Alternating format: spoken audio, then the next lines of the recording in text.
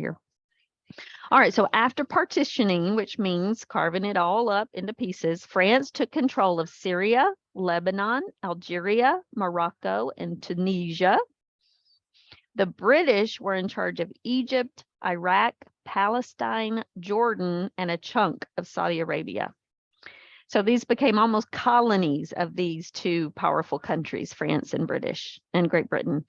Great Britain heavily influenced the governments that were put in place in the territories it controlled. And for years, these countries remained under British supervision. So you guys know how we went into Iraq, and we were there for like 21 years, and we just finally pulled out our last troops at the end of last year or beginning of this year. And we were there, we were involved, we helped them establish a democratic government. And so we were like big brother watching them, making sure they were doing what they were supposed to do. And who remembers what happened as soon as we left? Actually, I think I said Iraq, but I meant Afghanistan. I'm sorry. What happened as soon as the last United States soldier was pulled out of Afghanistan earlier this year? Yeah, the Taliban took back over. Yep. Unfortunately, that's what happened. We were there for 21 years watching them, kind of helping them get established. And right after our troops withdrew, they went back into Taliban hands.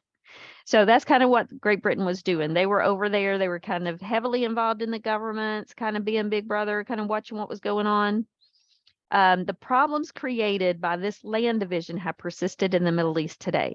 So Great Britain and France, there's a ton of different ethnic groups and religious groups. Well, not too many religious groups in the Middle East. Well, they didn't really consider all the different ethnic groups when they decided what borders to choose. And because they kind of put people who didn't get along and people that were part of different ethnic groups and some of them of different religions, they grouped them together. They separated other people that were like each other, and they created all of this division and this anger and problems that still exist today. We still see this today. All right, so like I said, Great Britain was in charge of these that are now countries here in Northern Africa. The French were controlling parts of Western Africa here, and Italy had Central North Africa right here. All right, so Great Britain and France desired immediate control of the area, not to do what was best for the people they were now controlling, but the best way to make sure they got to control oil profits, guys. So Great Britain and France weren't out for the people that they were watching over, they were out for themselves. So these two countries quickly drew up borders that would benefit them the most. Unfortunately, they drew borders without regard to which tribes, religious groups, and ethnic groups would be forced under one government. The new groups had little in common. So this was about 100 years ago, because World War I ended in 1917. So we're just talking about 105 years ago. Arab countries, so the countries that they were dividing up, they were not consulted at all about the division of the territory. So Great Britain and France, it seems like they would say, hey guys, we need some information from you. Who needs to be together? Who needs to not be together because they don't like each other? They don't get along, but not a single Arab country was consulted. As they divided the lands, we're talking about Great Britain and France, they drew borders that paid no attention to local cultures. They caused some ethnic and religious groups to be separated by boundaries, while other rival groups were grouped together. Claims over land led to long periods of conflict and bloodshed in the region. All right, any questions, any comments? Nope, we're doing good so far. All right, so it says, for example, from 1980 to 1988, Iran and Iraq fought a war over disputed oil-rich territory.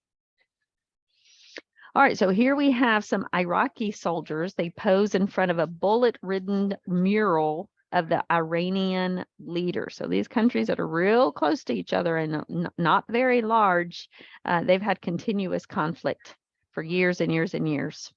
So one of the main ethnic groups was called the Kurds, Well, the Kurds was not given their own land at all. They still don't have their own country. So we have all these different ethnic groups that basically these countries, if it ends with stan, like Pakistan, Uzbekistan, what's another stan country? Pakistan, Afghanistan. A lot of these countries were named because of the ethnic groups inside of them, but the Kurds were never given their own country.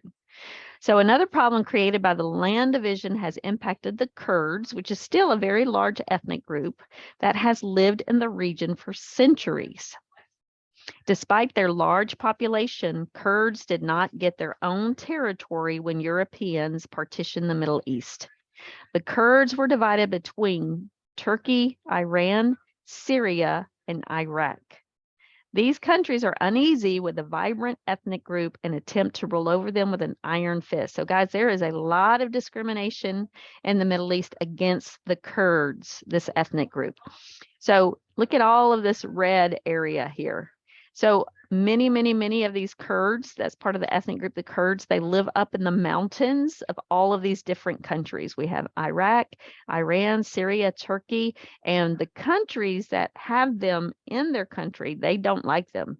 They discriminate against them. In fact, Saddam Hussein, which we'll talk about this week or next week, I can't remember, he actually tried to get rid of the entire ethnic group, the Kurds. He treated them horribly and killed many of them. The Kurds were not given their own homeland, which has left the Kurdish people vulnerable to extreme persecution. Someone said, what does bloodshed mean? That means that when people get killed, when a lot of people get killed, they call that bloodshed. Throughout the last decades of the 20th century, Iraq, oh, here it is, Saddam Hussein. So Saddam Hussein was once, recently, in fact, the dictator of Iraq. And this is where it talks about he attempted to eliminate his entire country of any Kurds that was there. He gassed them. He used mustard gas against them, which if you die from mustard gas, that is a very, very painful, horrible death. So throughout the last decades of the 20th century, Iraq's former dictator, Saddam Hussein, attempted to eliminate his country's Kurdish population. Today, Kurds are suffering greatly from civil war in Syria. All right, so here are some of the Kurdish refugees from Syria. So they don't really have a home of their own. They're kind of like nomads. They live up in the mountains. They band together, they stick together with other people that are like them. But if you're outside that ethnic group, then that means that you're not liked. People don't like the Kurds. Now, disputes over religion also lie at the heart of the continuing conflict in the region. Some of the conflicts started when Europeans took control of the region, while others date back long before Europeans came. The hostility between Arabs and Jews and among different Islamic factions forms the basis of the region's modern history. So the other day we were talking about, Muslims and Jews, they don't like each other, but even within the Islam population, there's two different denominations, the Sunni Muslims and the Shia Muslims, and they don't like each other either, even though they're part of the same religious group. So we've talked about this a little bit, but back in 1948, that's when the United Nations partitioned Palestine. So the country that's now known as Israel for almost 2,000 years, that area was called Palestine and Arabs lived there. Well, the United Nations, after the Holocaust happened in World War II, the United Nations said, we're going to give this land back to the Jews. So all of you Palestinian Arabs, I know you've been living there for the last, 7, 8, 900,000 years, but guess what? Y'all gonna have to move because we're gonna let the Jews come back home from what they had back in biblical times. Yes, Christian. The United Nations partitioned Palestine into the Jewish nation of Israel and the Arab Muslim state of Palestine. Palestinians, though, they didn't like the Jews at all, and they refused to even recognize the country called Israel. They won't even call it Israel. They still call it Palestine, even though technically it's the country of Israel. They refused to recognize Israel as a nation, and as soon as it was established, fighting broke out. You guys, the day after this country was formed, this brand new country, Israel, that was, had been a country 2,000 years ago, was formed, they immediately started a fight. Palestine, with help from the neighboring Arab countries of Lebanon, Syria, Jordan, Egypt, and Iraq, engaged in conflict with Israel that has lasted for decades, and they still fight against each other.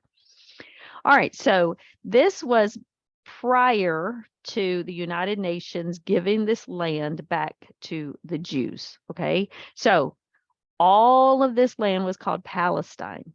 Got it? And it had been that way for hundreds and hundreds and hundreds of years. And see these little white sections right here? These were Jewish settlements. So very small little spots of Jews lived in Palestine. Well, after World War II ended and the world found out about the Holocaust and people were, terror. I mean, it upset so many people to realize, what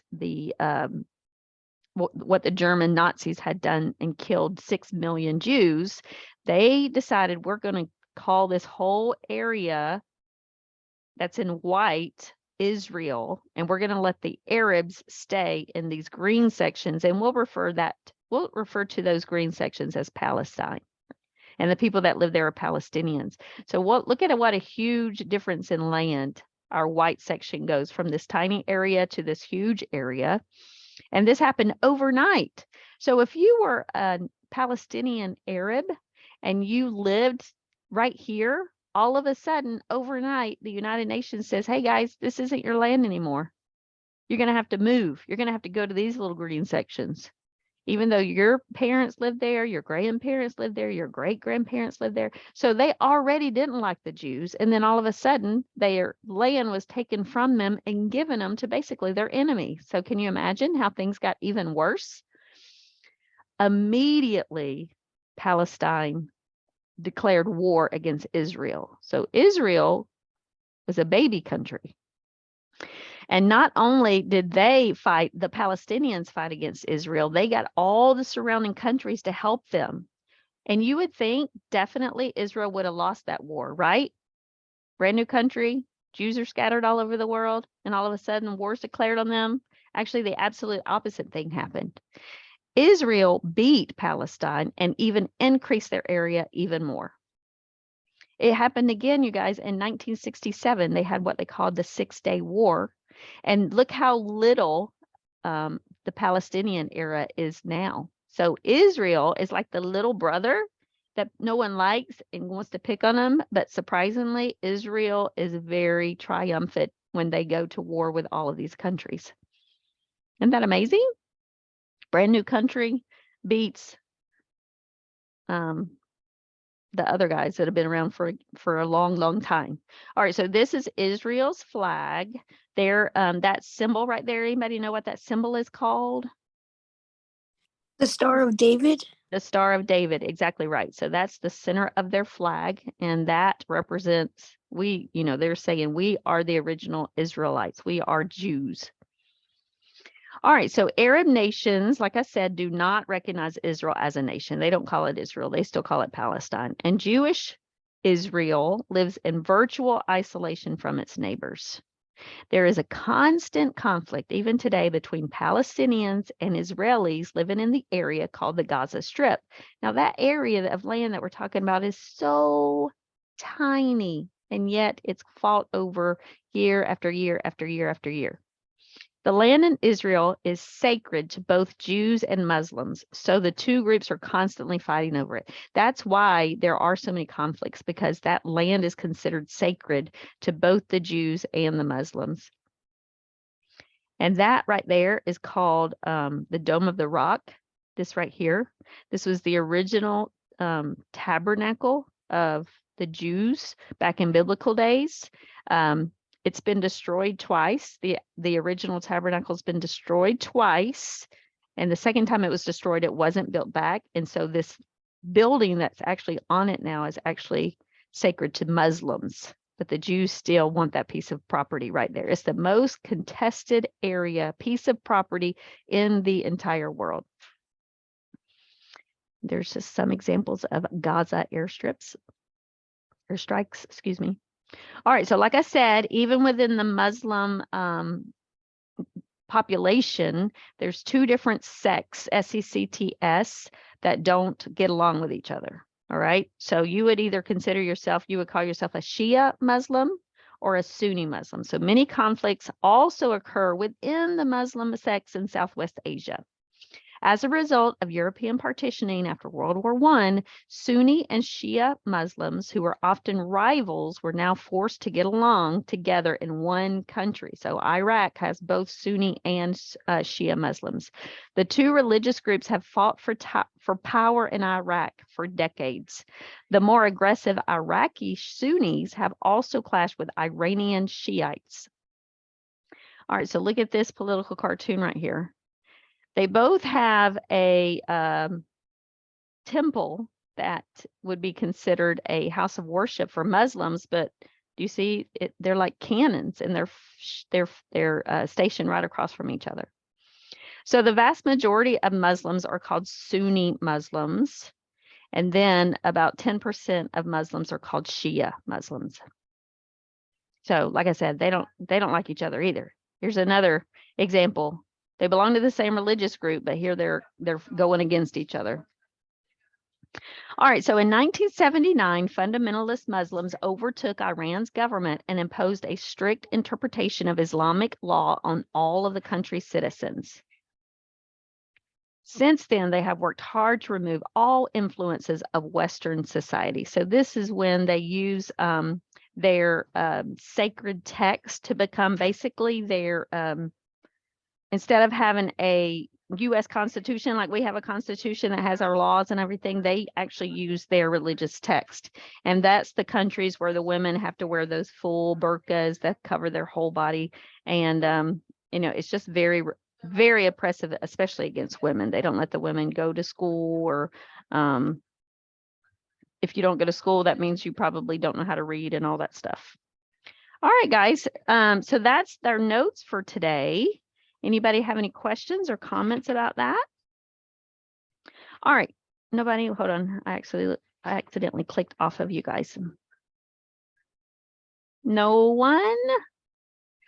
I'm fascinated with this part of the world. I'm fascinated with their history, the continued conflict that goes on in the Middle East. It's so rich with history. That's where the beginning of the world, started, according to the book of Genesis in the Bible. And so I just love studying about this part of the world. All right, so let me just go over real quick. So I think we will have time to watch CNN 10 because we get out of here at 12:15. But I did want to show you, I'm trying to pull up this week's module.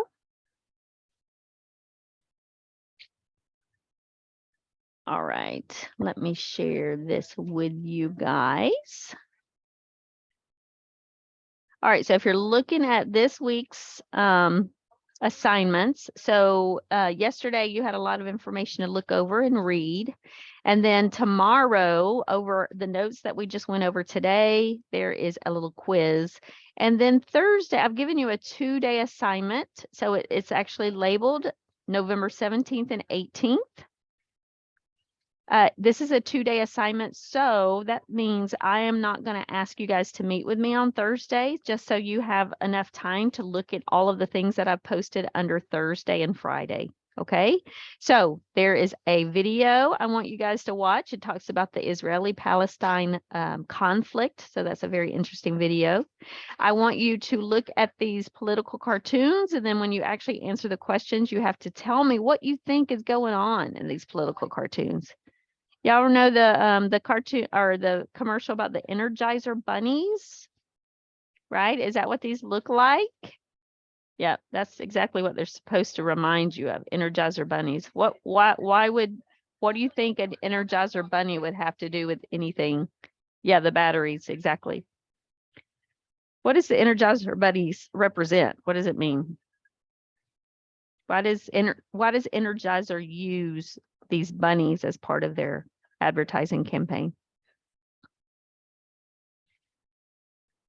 Yeah, they never stop. Going and going and going. Exactly. It keeps going on and on and exactly. And so, let that influence you when you answer the question, what do you think is going over here? And then look at these guys down here. We have all these graves behind these two guys. And if you look at their shirts, this one says the last Palestinian, and this one says the last Israeli. All right. So think about that when you're looking at telling me what you think these political cartoons represent. And then you guys have this information about the Arab-Israeli conflict. I want you all to read these. Okay. I know it's a lot of information, but this is a 2-day assignment. And then I actually give you a little bit more information to watch about the Dead Sea. So the Dead Sea would be a crazy place to visit. I hope I get to go there one of these days. So watch that. Watch this video about Masada. And then there's some information down here about the United States Holocaust Museum, which is in Washington, D.C.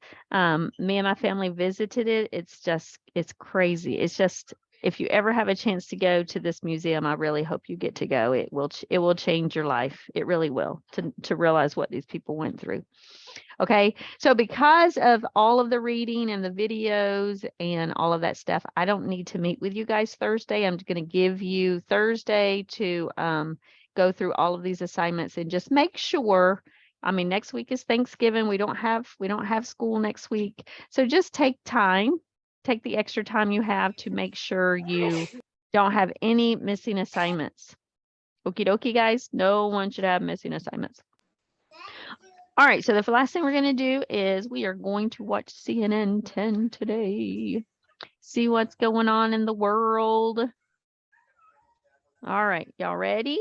And then this will be the last thing we do before we leave today. Let me make sure How do we let you know when we corrected assignments? What, bud? How do we let you know when we've corrected assignments?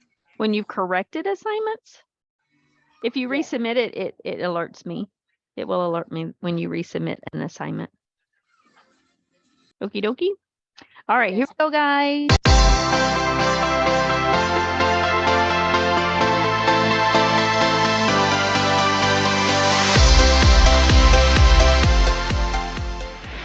Hello everyone, terrific Tuesday to you. I'm Coy, grateful to be spending part of my day with you right here on CNN 10. We have a great show today, so let's get to it. We're going to begin with the news out of Bali, where the G20 summit is taking place. The Global 20 is an intergovernmental forum between countries that addresses major issues related to the global economy. President Joe Biden held a 3-hour talk Monday with the president of China, Xi Jinping. The meeting was their first in-person encounter since President Biden took office, and an opportunity for both countries to improve deteriorating relations. Dialogue between them hit a new low in August when U.S. House Speaker Nancy Pelosi visited Taiwan, a choice that upset China. Expectations for major change were low headed into the meeting. The White House said in a statement afterwards that President Biden raised concerns about China's human rights violations, but that the two countries found areas of agreement, especially when it came to the war in Ukraine. In addition, the two nations promised to work together on global climate issues, world health, and food security. And they pledged to keep communication open. But at the heart of the U.S.-Chinese relations is the Taiwan question. I'm Will Ripley in Taipei, the capital of ROC, the Republic of China, commonly known as Taiwan. This island is a vibrant democracy of 23 million people and a key ally of the United States, about 100 miles from mainland China. And I'm Selena Wang in Beijing, the capital of China, officially called the People's Republic of China. The PRC was founded in 1949 by the victorious Communist Party after a bloody civil war.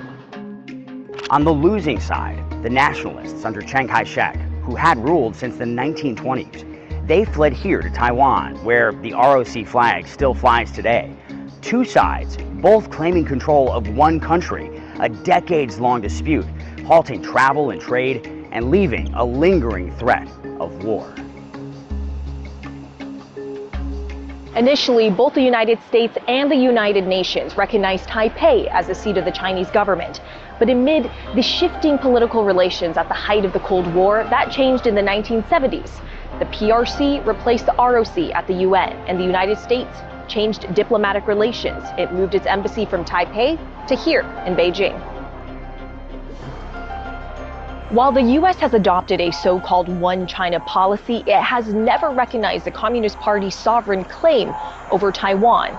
Washington continues to sell weapons to Taipei, but it has remained deliberately unclear about whether it would come to Taiwan's defense in the event of a Chinese invasion. It keeps Beijing guessing.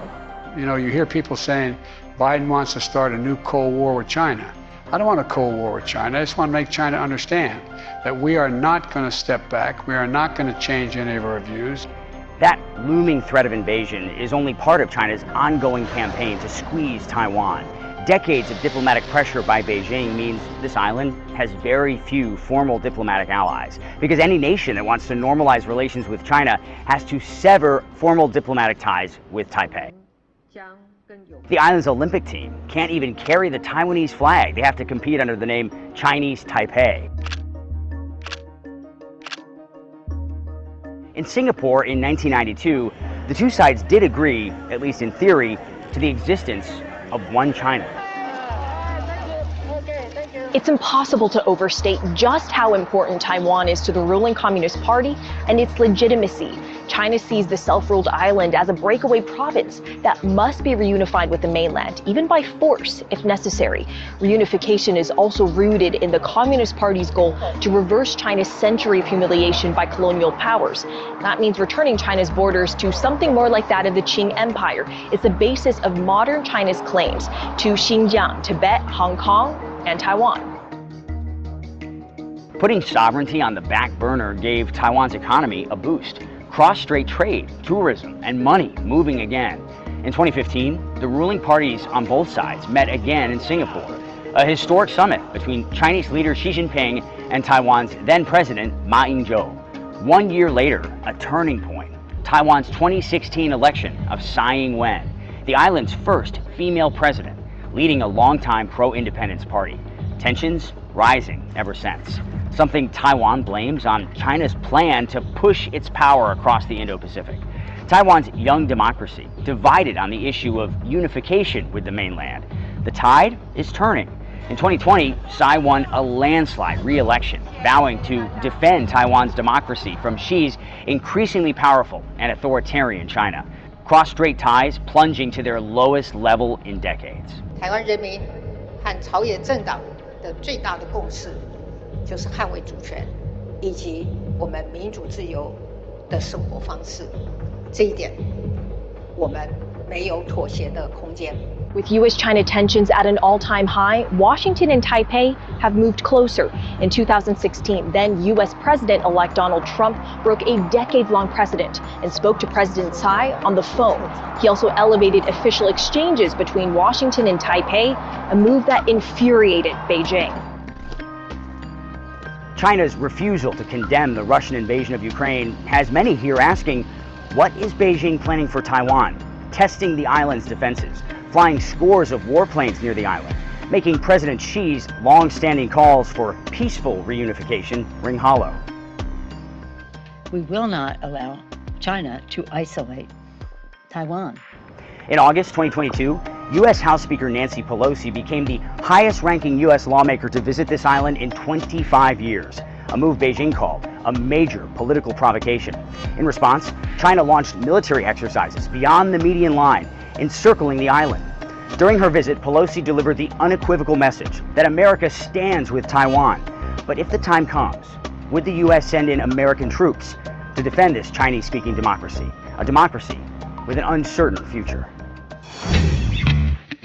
10-second trivia. When compared to Earth, the atmosphere of Mars is thinner, thicker, or about the same.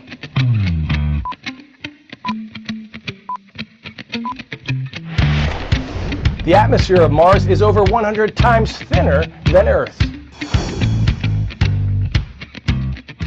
And actually, that thin atmosphere on Mars presents challenges for NASA. A new initiative from NASA called LOFTID could be a potential solution and will determine if a giant inflatable shield could protect spacecrafts against the heat of re-entering the atmosphere. The shield can withstand 2,600 degrees Fahrenheit, and at 20 feet in diameter, it's also the largest blunt object ever to return from space. The technology would help spacecrafts enter Mars's thin atmosphere because the Martian atmosphere can't decelerate a spacecraft as quickly and coolly as Earth's atmosphere.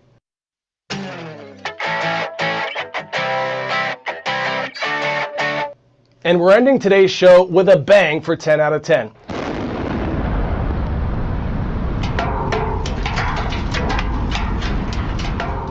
Check out this massive explosion in Western Kentucky. Drop them like it's hot. These three structures are actually cooling towers at a closed coal plant. The towers were 435 feet tall until they weren't. Tennessee Valley authorities said the blast was done on purpose to clear the land for future use. The dramatic footage shows the towers slowly collapsing to the ground with clouds of dust all around. The Drakesboro, Kentucky plant was active for nearly 60 years before effectively closing in 2020. And now to my favorite part of the day, I want to give a special shout out to Crown Point High School in Crown Point, Indiana.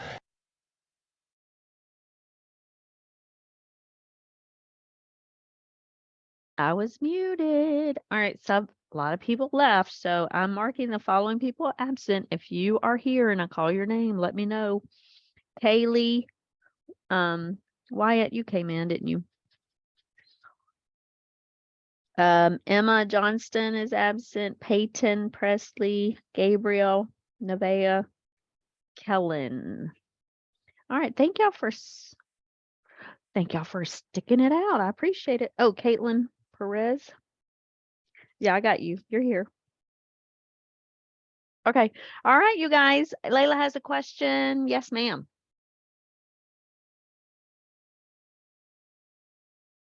What was your question, Layla?